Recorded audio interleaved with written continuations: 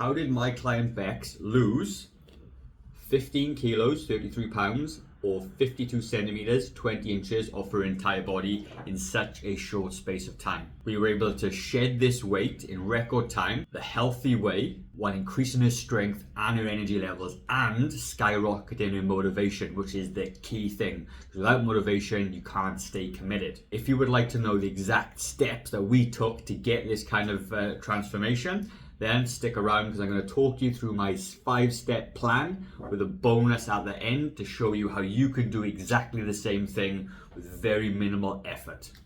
I'm Gavin, I'm a personal trainer, nutrition coach, and I co-own New Zealand's only fitness studio for people over the age of 40. And over the last 10 years, I've helped about 1,000 people lose on average 20 kilos, which is pretty incredible, pretty inspiring.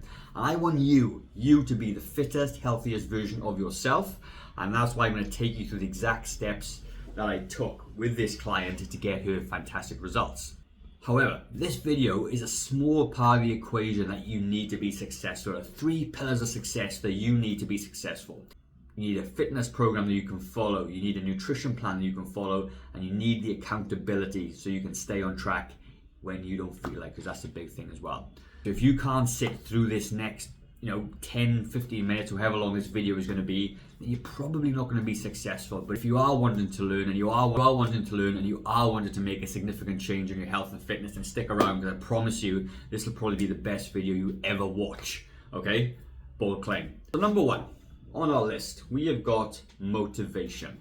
How do you get motivated, all right? The way I do it with my clients is that we come together for the first session that we have. It's a coaching session, and it's all about setting realistic goals as you go along, because a lot of people are so frustrated with their current situation around their weight and their health that they want things to be done in super fast time, okay? So a lot of people that come to us may not have been fit and healthy for maybe 10, 15 years. So it's 10 or 15 years worth of damage that you gotta get rid of, okay? And you want it gone like that. However, it takes a little bit of time. But if you're not motivated to do it, or you feel like your motivation lapses, then obviously you're not gonna stick to the thing anyway, right? So one of the first things we do with our members, and what we did with Bex, so we sat down and we wrote a big list of the reasons why she wanted to make a change. And we established some goals that were important to her, okay? So I'm not going to share those because they're personal to her. But an example could be, and I'll give you my example, because I've lost 20 kilos and I've kept that off for about 16 years. And my biggest goal was never to be fat again. I didn't want to be fat anymore, okay? So that's my goal. That still sticks with me today. So you need a really powerful reason to do that. And I'll give you a really good analogy. Let's just say you had a plank of wood and you put it on the floor. And you walked across the thing and I give you $20 to walk it across, okay? But then I raise that same plank of wood 6 feet off the floor, okay? And you go, there's a bit of risk involved now. I'm not sure if I want to walk across it, but you do it anyway, $20, 6 feet off the floor, it's fine. But then if I raised it between 2 buildings, okay, you would likely go, I'm not walking across it for $20. The $20 isn't big enough reason for you to risk your life to walk across the plank of wood between 2 buildings. But if I said to you, your child was in the other building and the building was on fire, you would be across that plank of wood faster than anything, because the reason is so powerful. So you got to create a reason why you want to lose weight and be fit and healthy in the first place. And it could be you don't want to have diabetes, you want to get off your blood pressure medication, you may have had an event like a heart attack or something that you want to recover from, or you've seen a family member have the same thing. You've got to create a big massive goal, and sometimes you've got to fabricate it. Like, if I don't do this in 5 or 10 years time, I'm going to have a really significant event. I'm not going to be able to play with my kids and grandkids or be around long enough. Whatever that is for you, you've got to figure that out. Once you get that goal and that motivation, that is the thing that's going to be the magnet that's going to draw you towards the goal, okay? And it's going to make you do things even when you don't feel like doing it, which is really important, because motivation will get you this far. It's the discipline that will get you the furthest part, okay? Because weight loss, a lot of people always think about weight loss in short periods of time, but the reality of it is, if you want to be successful with weight loss, you need to think long term. And not many people talk about the long-term thing because it's very, very difficult. Like, the stats out there to say, 95% of people fail with their diet. Well, I don't want that for you. I didn't have it for myself. I nailed it. Even though it was a yo-yo diet, I'd failed so many times, but I actually got it right. And it started with having a big why. Mine was never to be fat again. And now it changes. I got a son who's like 12, and it's to be around for him and be fit and strong to be with him as well, right? So once we understand what that massive goal is, we want you then to remind yourself every day. So when you read your goals on a daily basis, they motivate you. So think of it this way. You wake up in the morning, 7 o'clock in the morning, you read your goals. Alarm goes off on your phone, goals. I want to lose weight so that I do not XYZ, or because I want to do this, right? What it does is it plants that seed in your brain for the rest of the day, and it helps you make better decisions. So let's just say you get up in the morning, you read your goals, bam, I want to achieve this thing. You go out for morning tea with your friends and they order a cake and a coffee, and you go, goal, I'm going to have a long black, and I'm going to have half a muffin, or I'm going to have something else, a piece of fruit, whatever that is, right? It helps you make better decisions because you know what your goal is and you know the reason why you're doing it. So it'll help you overcome hard situations for you to be successful. That is really the thing. Then you're going to read it again in the daytime, and in the nighttime, you're going to keep you reminding yourself, pump your brain for this goal and this positivity so that you can be successful, okay? Because if you stop doing it, you forget about the reason why you want to do it in the first place, and then you're more than likely going to fall off the wagon, and we don't want that to happen. That leads us on then to number 2, creating a plan. Now, a plan to succeed is super important.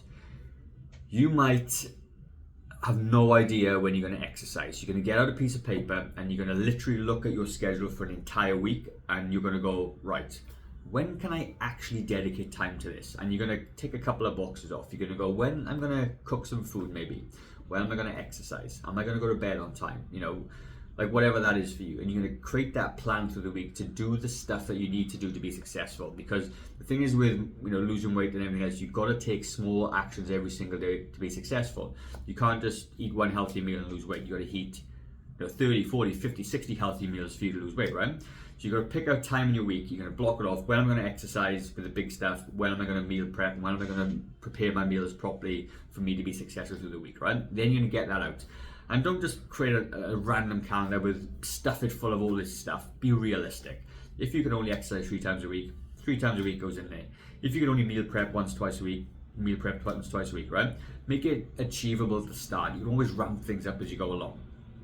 Now, the thing of it is, with Bex in particular, okay, she had a bit of perimenopause and a couple of injuries and whatnot as well. So the plan needed to take into account those things as well. But the reality of it is, when you're looking at the principles of losing weight, it is calories in versus calories out. And it doesn't matter what's going on hormonally and whatnot as well, despite what people tell you. I've been doing this a long time, okay? And it really doesn't matter. You just got to be able to create the environment for yourself to do that. And that's how you plan to succeed, okay? And then you're going to tick off those goals every single week. You're going to go, right, we'll go 3 times a week. That is the goal. Nothing else. Just tick off 3 times a week, right? Now, once you've got that plan, the plan to succeed with the big stuff, okay, then we're going to actually get you moving, which is going to be number 3. So with Bex in particular, what we did was we created a strength training program that she could do 3 times per week. And by the way, if you want a copy of that strength program, comment program down below, and I'll send you a strength training program that you can actually do as well, right? But what it did was it focused on whole body movement. So we're looking at a squat, we're looking at a push, a press, a pull. We basically work the entire body as well, because when you start to get above 40, okay, you're losing muscle mass all the time. So on average, after the age of 30, you're losing about 1% of muscle mass every single decade. When you start hitting perimenopause, though, it speeds up, okay? And with that, then your bone density goes down, all that stuff as well. So you need to stay strong, because the muscle is the currency of calorie burning. The more muscle you have on your body, the more calories you burn at rest. So people who have not a lot of muscle won't burn as many calories as somebody who's got more muscle. So this is like free money. This is the cheat code. If you can increase your muscle mass, okay, you're going to be able to then burn more calories at rest, which means you have to do less work on the diet kind of side, right? So we hit the 3 strength training sessions. Then what we did was we worked out a cardio routine. Now, I always work on the basis of the bare minimum first, and the bare minimum is 150 minutes of cardio per week. It sounds like a lot, it's about 20 minutes a day. So if you're somebody that's super inactive, you need to start working up to that 20 minutes a day. So for you, if you think 20 minutes, impossible, I can't do that, you start with 5. This is going to be in your plan. I can only do 5 minutes of walking every single day. Good, you start 5, then you do 6, then you do 7, then you do 8, and you keep working up until you get to that 20. And pretty much within about 2 weeks, if you can do 5 minutes a day, you can do 20 for sure, right? So we hit the weight training, then we hit the cardio. And what you're doing then is that you're burning calories off through exercise, okay? So with in terms of Bex, she was burning about 300 calories off through exercise on a daily basis through a walk or weight training. Massive, super important, okay? And once you got that in place, then her mood starts to improve, okay? The weight starts to come, she starts to feel toned, she starts to feel stronger. And with all those things come more motivation, because now you're getting success, okay? And then obviously the weight starts to come down. So all these things start to snowball into this motivation. She's reading her goals, she's getting success in the gym, okay, after a short period of time. And then you're gonna start to feel more successful as you go.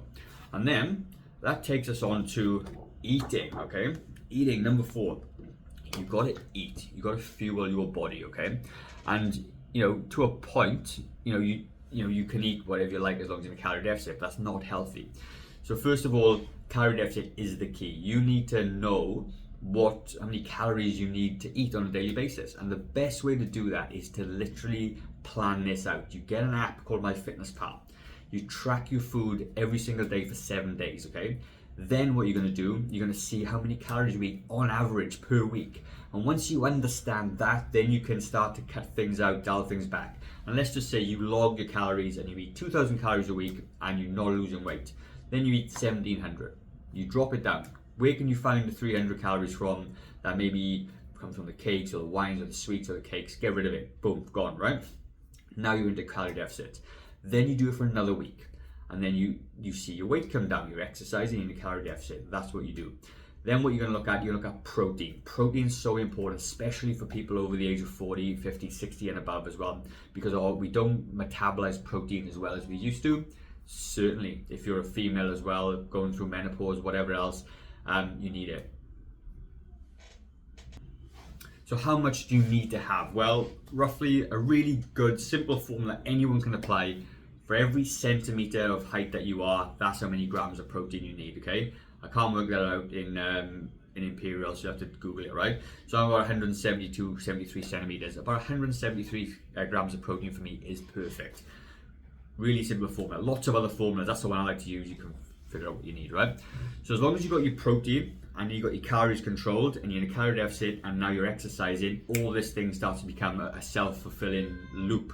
Yeah, you're fueling your workouts, you're in a calorie deficit, you're losing weight, you're burning calories, you're feeling better. Amazing, all right? And that's how we did it. Then number 5 is that we need to reassess, because Bex went into plateaus and stuff, right? And when you hit a plateau, it's a challenge and you get a bit upset about it sometimes. And when you hit a plateau, you got to reassess and you go, right, did I track my calories? Did I exercise? And then you hold the plateau for about a week to 2 or maybe even 3, my preference, because your body takes time to adjust. Every time you lose weight, your body needs to readjust a little bit to a new calorie limit and a new exercise. And it could be hormonal bloat, or it could be eating a couple of carbs yesterday and now you're holding on to water. But a plateau is a good thing because it means that your exercise out, your energy out, is matching your energy in. So whatever you're doing right now is keeping you at that same weight. Then it becomes very simple then to manipulate those ins and outs so that you can keep on losing weight. So with Bex, it was up to walking a little bit. Does 30 minutes of walking a day now and not 20. And then obviously 10 extra minutes is an extra 80 calories, 100 calories burned, or whatever that is. And that's how you do it. It could be minimizing food. So one thing I want to talk about with food as well, in terms of Bex, she didn't like to cook, doesn't want to cook, all that stuff. So what we did was, you got to think about what is the solution to this problem? And we use something called Swole Foods, which they're just a high protein, calorie controlled meals that you can buy over here in New Zealand. But they have them everywhere. It could be Muscle Fuel, Muscle Chow, whatever that is. But she buys those meals, so she doesn't have to sort of plan meals and all that other stuff. She can just eat those things. She knows how many calories in them, and it's dead easy to track it all and everything else, right? So that's what she did. Then she also changed her alcohols. Instead of drinking wines, it was more spirits and things like that, and less of it, okay, because less calories. Don't recommend just boozing for the sake of it though, but that's what it was. So they were the exact 5 steps that we took for her to do this. So give you some reality and some realistic numbers. This took 5 months. She was in a calorie deficit of about 630 calories per day, roughly.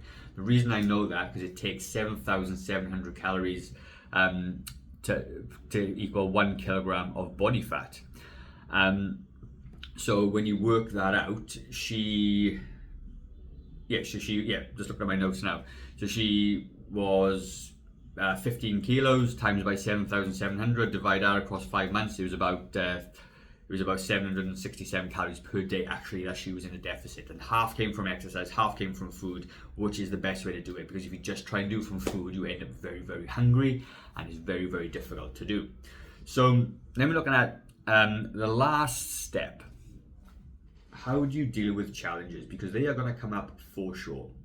Now, the bonus tip is you need to remember why you're doing this in the first place. If you forget at any point why you're doing it and all that other stuff, then you've got to start with goal number 1, back to the start. Get motivated, read your goals over and over and over and over again, right?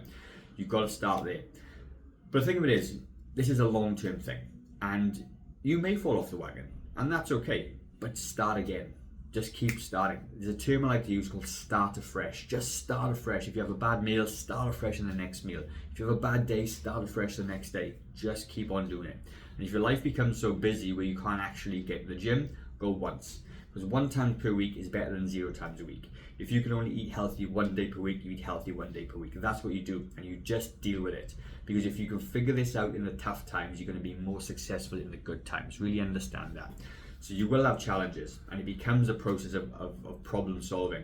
And instead of saying to yourself, I can't do this because, insert time, excuse, reason, you say to yourself, how can I solve this problem? How can I do this in this environment?